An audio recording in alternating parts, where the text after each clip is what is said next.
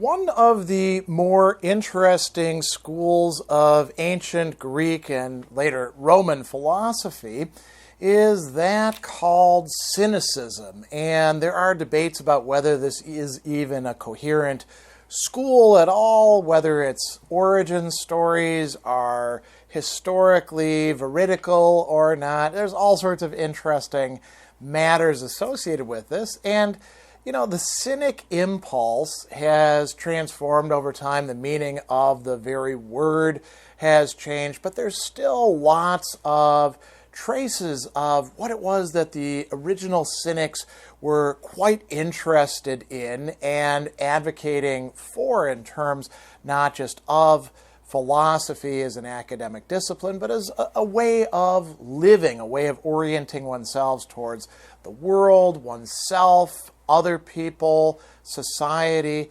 So it's definitely a school worth studying, but it presents numerous challenges for people who want to get into it, particularly if you're studying outside of the traditional academy and engaging in what we call self-directed study. So that's why I'm producing this video, to provide a sort of guide and some ideas about where you can go, some matters that you might have otherwise not encountered or overlooked.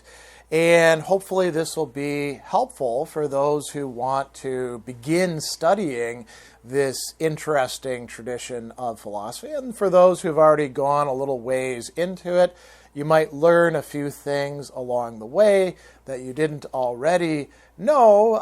Not anything that I'm really providing you with, but I'm drawing on a lot of other scholars who certainly know the literature far better than I do, and we'll talk about them in time.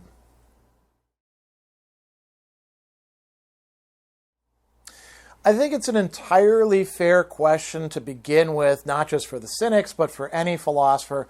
Why should I bother studying this stuff? What am I going to get out of it? What is the importance? What is the, meat, the juice, whatever you want to call it, that you're going to get out of it?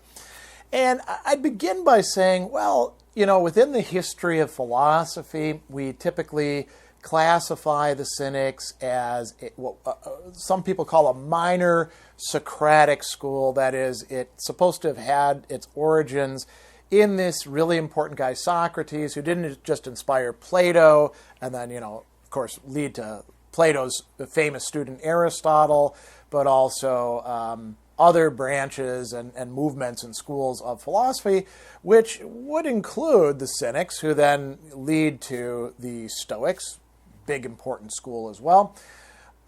There's debate about how Socratic cynicism really is, and we'll get to that in a bit, but that might be one reason why you want to study it. You've heard of this Socrates guy, maybe you've read about him in Plato. You want to get some, a different flavor of where Socrates' way of life and doctrine could go, because Antisthenes was a student and friend of Socrates, and he's often credited as being the beginning point of the Cynic school. They've also had significant influence and interest for later philosophers. I don't think that you can adequately understand historically what's going on in Stoicism without also looking at and understanding cynicism to some degree, in part because Zeno was a student of Crates, the third, supposed scholarch of the Cynics, and because other Stoics seem to have been quite attracted to cynicism, Epictetus as a prime example. There's a number of interesting interpretations of the Cynic school. You can't say that it was one big, unified, we must all follow the master sort of school, which was, the case for, say, Epicureanism, where they would say, ipse dixit, as Cicero makes fun of them, the master has said, right? And they celebrated his birthday and things like that. The Cynics are at the other end of the spectrum, and so it can be kind of interesting just to see the motley character of these people. But then I think another main reason you might want to study them would be the ideas that they not only put forward, but in the way that they lived, in the things that they said, in the behaviors and choices that they made, show a kind of commitment. And, I'll just mention a few of these. We often say in our culture, speaking truth to power. Well, the Cynics were some of the early speaking truth to power kind of people, actually speaking truth to anybody who would listen, really. And this was called parrhesia, frankness of speech. And the Cynics were very well known for engaging in this. But it didn't mean just saying anything whatsoever. There were other ideas that were quite important. Another one is debasing the currency, that is, rejecting social norms as being conventional and not truly natural for us human beings, and doing things to subvert them. So that's an important idea. Cynic shamelessness, being willing to do things that break with social conventions, because they lead to a simpler way of life or a happier way of life or a more natural way of life, including even having sex out in public for, the Cynic couple, Crates and Hipparchia, but doing all sorts of other things like that as well. And then, another really central idea is this term ponos, which means toil or labor or difficulty. The Cynics embraced this and thought that you needed to toughen yourself up, both bodily and psychologically, by engaging deliberately in toil. You couldn't avoid it because sooner or later you're going to have to do it, so may as well do it in a deliberate way. So I think those are some good initial reasons to dive into this philosophy. And I'll just add one other one. The Cynics are a fun school. I mean, unless you're kind of prudish, but most of us aren't.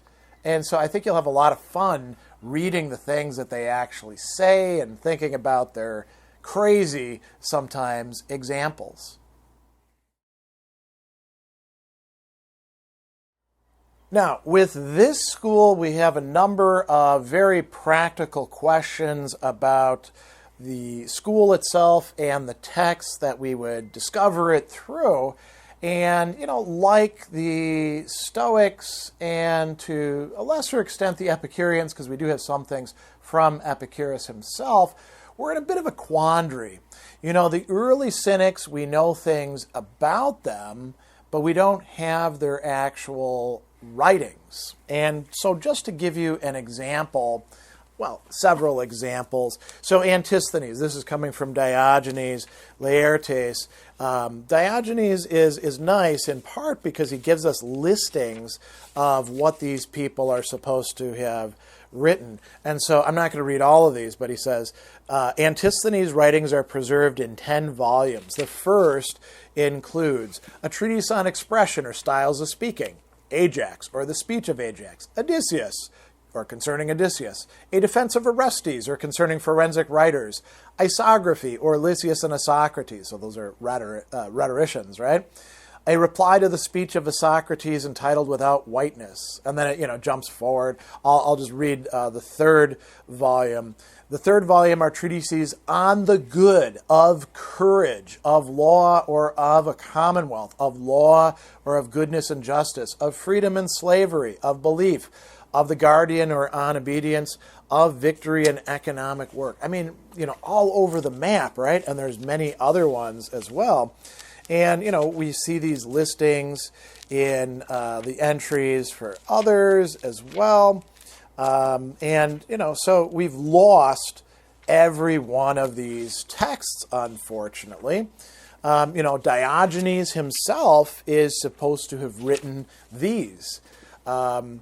Cephalion, Ichthyus, Jackdaw, Portulaus. So those are all kind of, obscure things. The Athenian Demos. Okay, now we're talking politics, right? The Republic, The Art of Ethics, on Wealth, on Love, Theodorus, Hippias, Aristarchus, on Death, Letters, and then he wrote tragedies as well. So I don't need to go any further into this, but we see that there's a large literature that may have existed, probably existed, and we don't have access to it anymore. So how do we, in fact, get to these Cynic texts?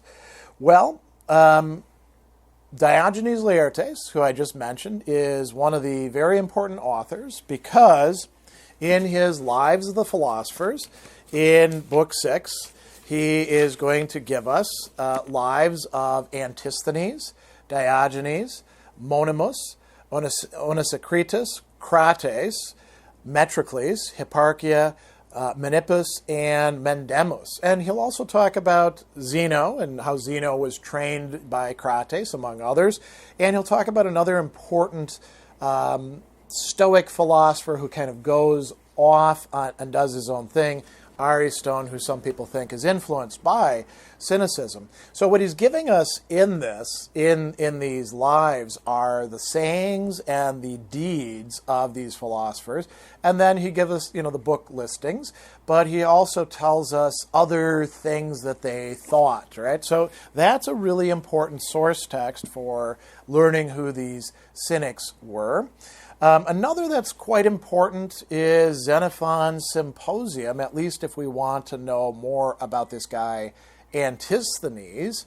Xenophon was in this circle of Socrates, so he knew Antisthenes and all these other people, and he recorded Socratic dialogues. So that's another important text, the Symposium or Banquet sometimes it's called. And then after that, we start getting into other later authors. Epictetus, as I mentioned, is quite important. He has an entire chapter in his discourses about the Cynics, which is quite laudatory of them. Lucian of Samosata, who has a number of different texts that talk about the Cynics. There's several in particular that you would probably want to read. And then there's lots of other authors in ancient times who weren't Cynics, who, we learn about the Cynics from. Seneca is helpful with respect to Demetrius, who we'll talk about in a bit. Plutarch, in his Lives, will recount things about the Cynics. And so there's, quite a few authors that we might want to look at. There are some later texts. And so this is kind of like the Stoics, where, the main body of literature we have are what we call late Stoics, not even middle or early Stoics. Well, it's the same way with Cynicism. We have this guy Dio Chrysostom, who himself was a Cynic, at least for a while, and wrote a number of orations, which sometimes have to do with Diogenes and sometimes just, part of what's going on in his life. And that's particularly interesting. We have this text, the Cynic Epistles, which we'll talk about in just a bit. These are not actually, nobody really thinks these are by the Cynics that they're attributed to, let alone the other non-Cynic people like, say, Heraclitus or Socrates and the Socratics. But we'll talk about that in a bit. And then we have this guy, Julian the Emperor, another late figure who writes a couple orations that are important. So, where can we get these texts? Most of them are available quite easily online. You can find them. I'm going to provide a listing in the video description about, who you should read and where you can get them. This one you'd have to actually purchase because I haven't succeeded in finding it online, the Cynic Epistles, but maybe some of you could be more enterprising. So these are some important things to keep in mind. We don't have a lot of early original texts. We do have original texts from later authors, and we do have a lot of what we might call doxographies or testimonies. And, how reliable are all of these? Well, that's a question we're going to put off for later.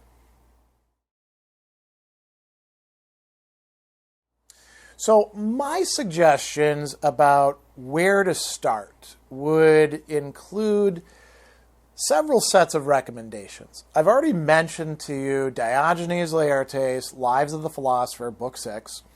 And I've also mentioned Xenophon's Symposium. I think those are the places where you should start. Now, why should you start there?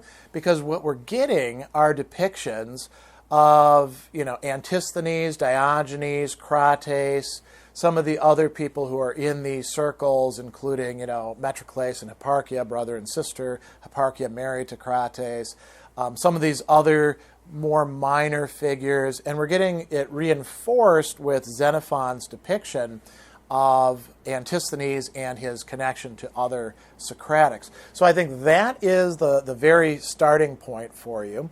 And then where do you go after that? I would actually suggest, and this is probably going to be kind of a controversial pick, that the third text that you ought to go to is a non-Cynic, a Stoic philosopher, Epictetus, because he has, in Book 3 of his discourses, he has an entire chapter, and a long, long chapter, devoted to the Cynic way of life. And he's providing us with a not just depiction of how the Cynics live and saying, this is the royal road to virtue and to happiness, but and it's not for everybody. But he's also telling us, what do Cynics think? What are their key ideas? So he's presenting the Cynic at their best, you might say. Now, it is a later text, right? So we're not as close to, say, Crates and Diogenes and Antisthenes, if Antisthenes is indeed a Cynic, but we're getting something that I think is quite valuable.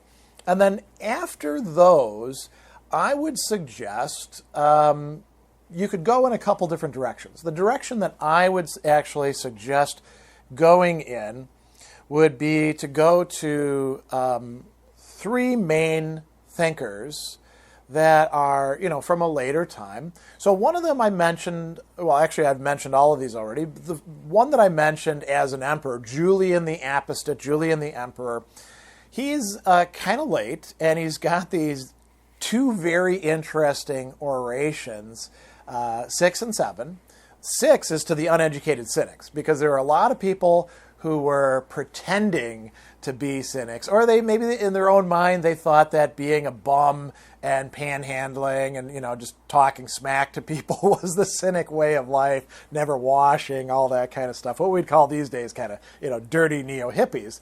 And he's trying to say, you're getting cynicism wrong. Cynicism is this universal philosophy, and he's probably portraying it in the wrong way, right? As many commentators will point out, it's an idealized picture of the cynic, but there are some very interesting things in there.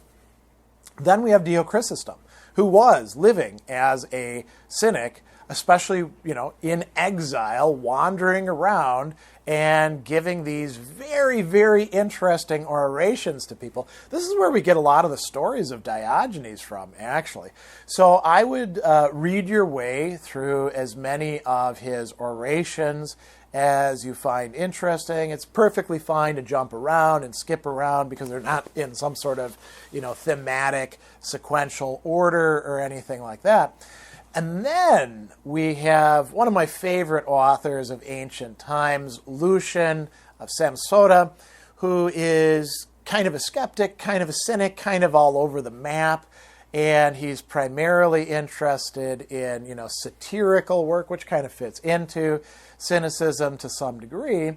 And he wrote a number of works in which the cynics play, an important role, like the, Sale of the Philosophers. But there's several other works that I think are even more important. So we know about this cynic demonax largely just through Lucian, who wrote a panegyric, a praise of him, which is called the Demonax. There's also one about a cynic that Lucian really didn't like, called Peregrinus, the death of Peregrinus. And he seems to think that Peregrinus was, basically putting on airs and not really a cynic, or if he was, he'd pick things up by the wrong handle, so to speak. And then there's one other piece.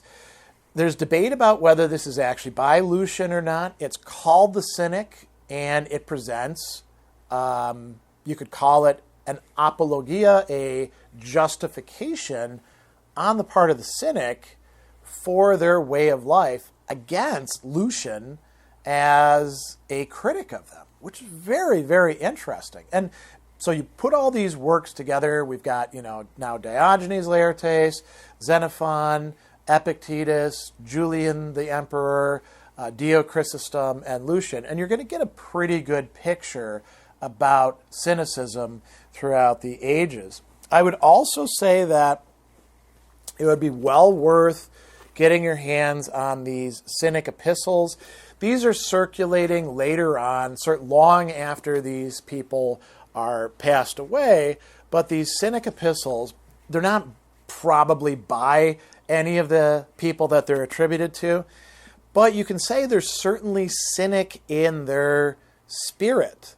And so what are we getting in them? I think the collections that are attributed to Crates, the third scholarch, student of Diogenes, and to Diogenes are particularly interesting, helpful, full of great ideas about Cynic philosophy. There are also epistles of Anacharsis in here, who some people think was like a proto-Cynic, right? He is a Scythian who comes to Greece and explains their way of life and says a few things. But there's only 10 letters as far as I remember in here by him, so it's not a huge selection. Then we get epistles from Heraclitus, definitely not by Heraclitus, and epistles of Socrates and the Socratics, which are quite interesting because they even include, Aristippus in there, who's definitely not a cynic at all. He's a hedonist, but these are certainly well worth checking out to understand cynicism. And then, we have a few other cynics that we learn about through reading other authors. So I'll mention there's Onomus, right, who we learn about through the early church writer Eusebius, who quotes from his Detection of Impostors at significant length in chapter 5 of his church history.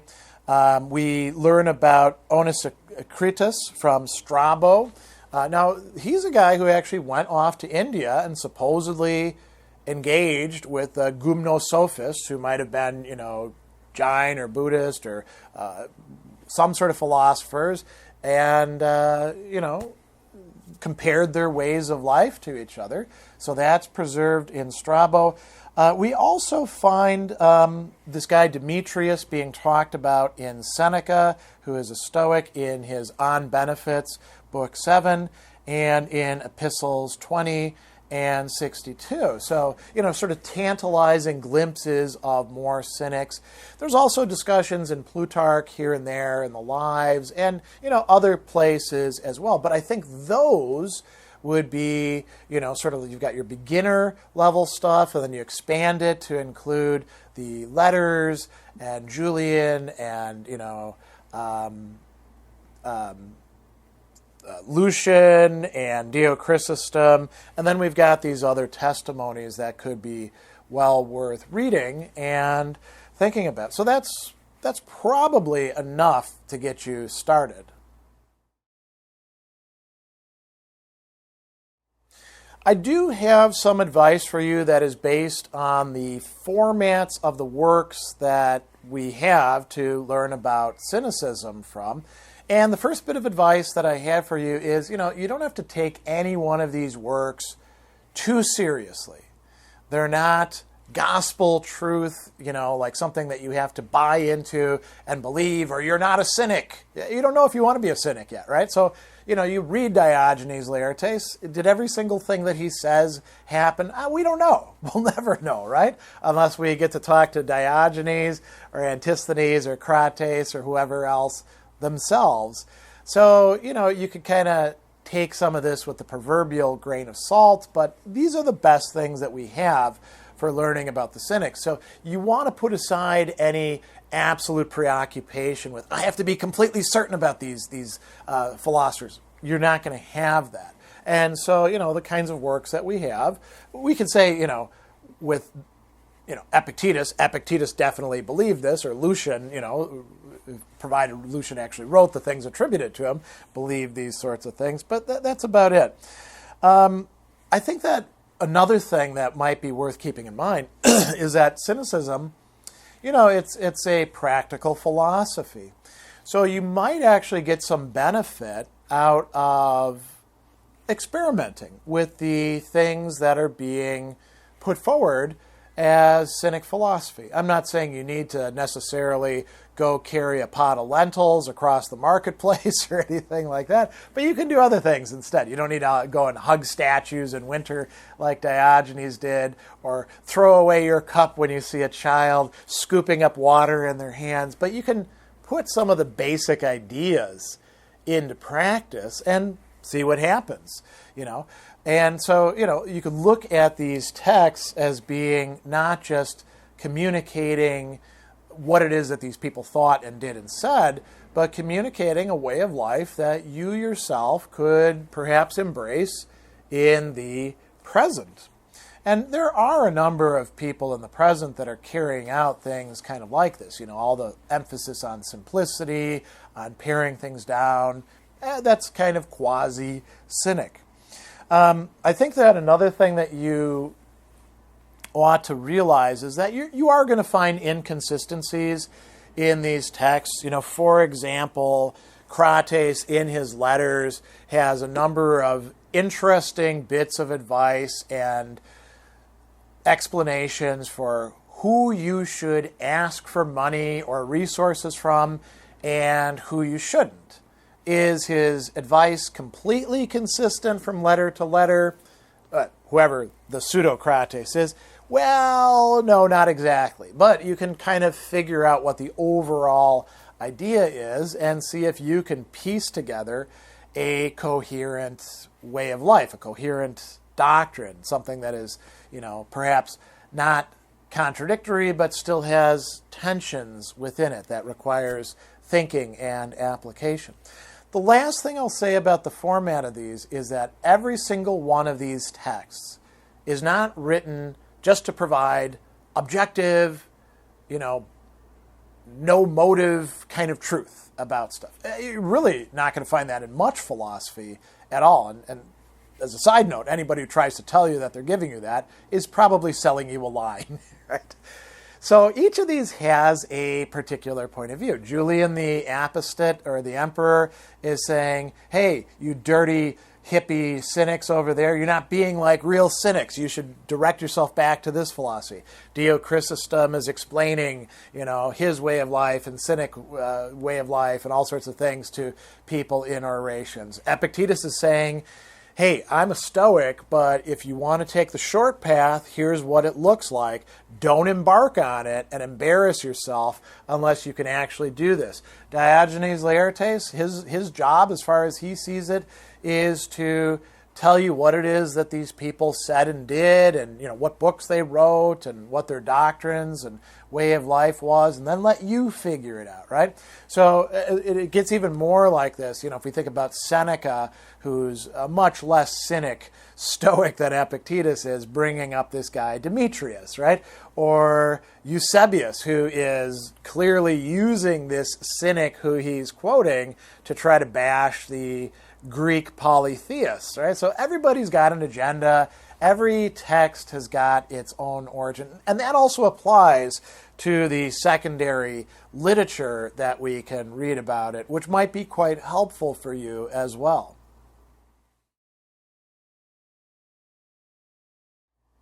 So, after you've read your way through the primary texts as well as you can, or perhaps even, along the way, you may want to delve into some of the scholarship that is available about cynicism, and we're fortunate we've got some pretty good stuff out there. I will highlight one book that I've actually done a review of that is a fairly recent book, nice and short, Ansgar Allen's Cynicism. Now, this talks about ancient cynicism, and it also goes into cynicism's revival, from essentially the Renaissance onward and into contemporary times. Super well researched, short, punchy, to the point, very thought-provoking work.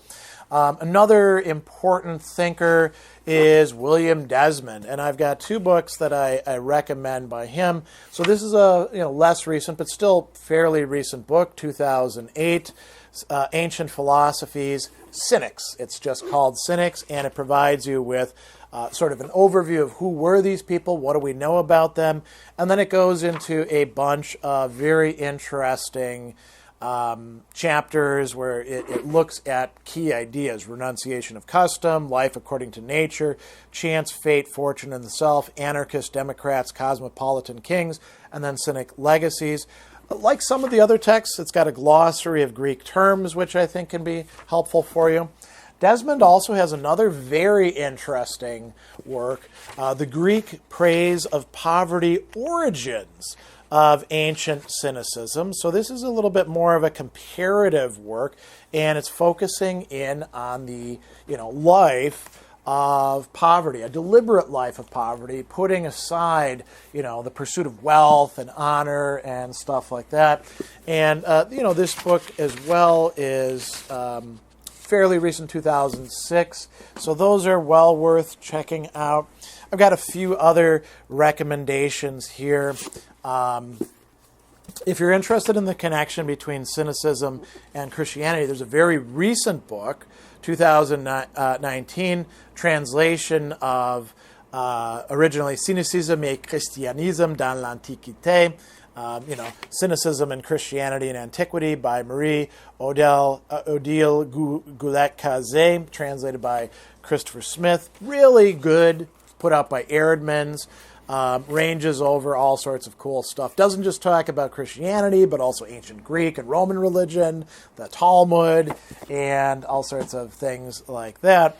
Going back much further, Donald Dudley, his History of Cynicism, I actually like this quite a bit, even though I disagree with, he begins by the first chapter, Antisthenes, no direct connection with the Cynics, and then it talks about his ethics. But it gives you, discussions of each of these important Cynics, what can we tell about them. This is an older work, so 1937, but still pretty decent, I would say. And then we have this wonderful volume, which includes a whole bunch of essays, The Cynics, the Cynic Movement in Antiquity and Its Legacy, edited by, we just met her, Marie-Odile Goulet-Cazé and R. Brock Branham. So it includes, Anthony Long and a number of other important people in here that you might recognize from Hellenistic philosophy. And there's all sorts of really interesting things. Like there's an article on Anacharsis. There's a discussion of Aristo, as we're going to look at in a bit. Cynicism and Christianity from the Middle Ages to the Renaissance, the modern reception of cynicism. So that is well worth getting. And then I think this is a good one too, Classical Cynicism, a critical study by Louise E. Navia from Greenwood Press.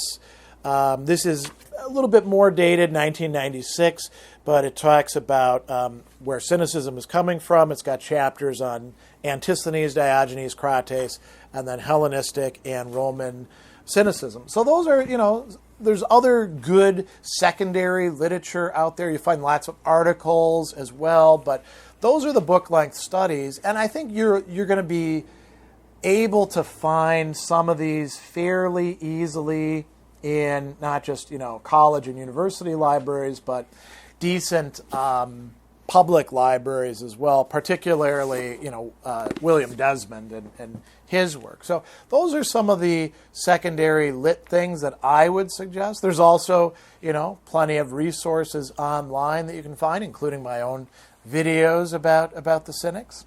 So that might be a way to start with contemporary work on the Cynics from the last century or so. There are some problems and issues that do arise within the scholarship that I don't think you need to be overly concerned about as somebody who's engaged in self-directed study. So, I'll start with one that's very trivial, right? So, Plato had his academy, Aristotle had his lyceum, the Epicureans had the garden, the Stoics have obviously had the Stoa Poikile. Where did the Cynics hang out? Did they really hang out in the Kunos Arges? Well, Antisthenes probably did use it. It was for non-citizens, right? But there wasn't a lot of like Cynic teaching going on there. So that's kind of a non-starter. I don't think you need to worry about mapping everything in ancient Athens or anything like that. Some people really do get quite worked up about that.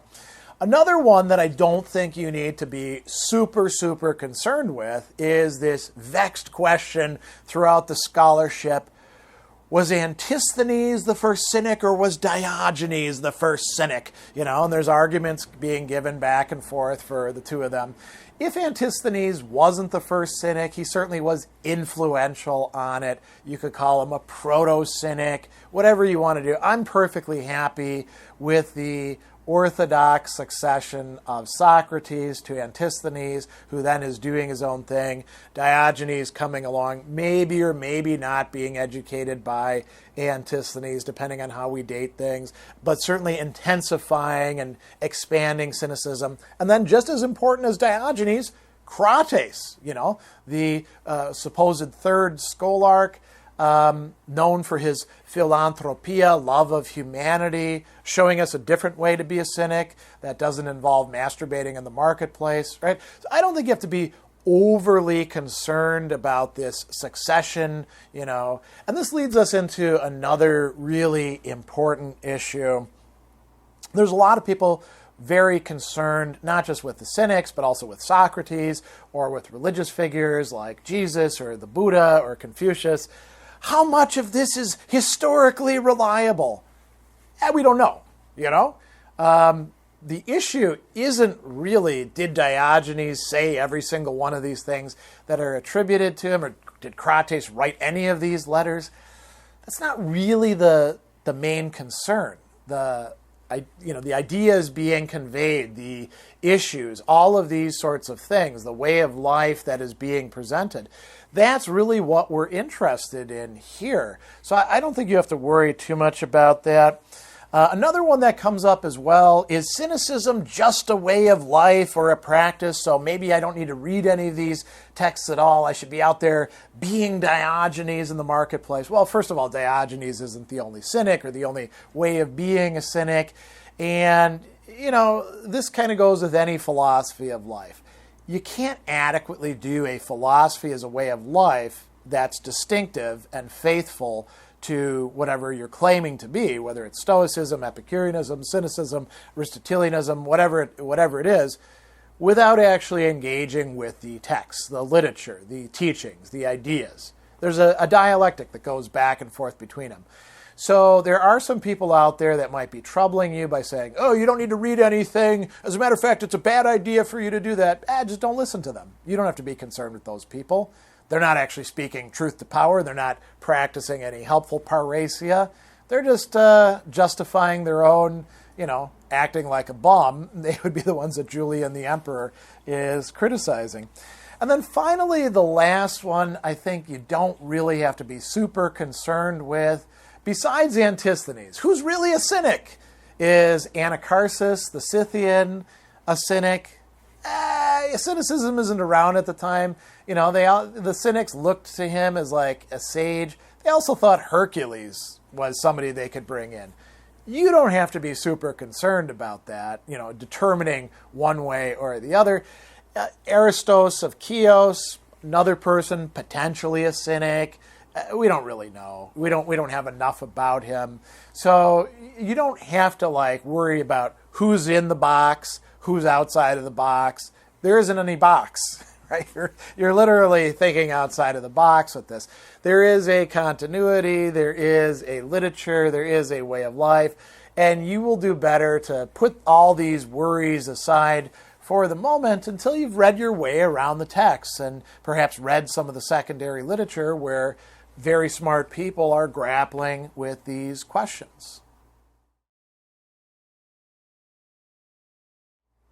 All right, so final thoughts. I myself am not a cynic, but I think that it is quite valuable to study the Cynic school. They're very interesting to look at and compare, very influential on other schools, both in antiquity and in modernity.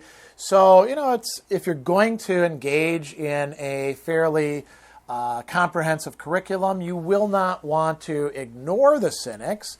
That said, they're also still kind of a minor school. We don't have as much from them as we do, say, Plato and Aristotle and their successors, or even the Stoics or the Epicureans, but they are definitely well worth digging into. And I hope that this video has given you some helpful suggestions or lines to carry out your own inquiry, and that you will continue on with your own path, working on your own self-directed study in philosophy that will include the Cynic school.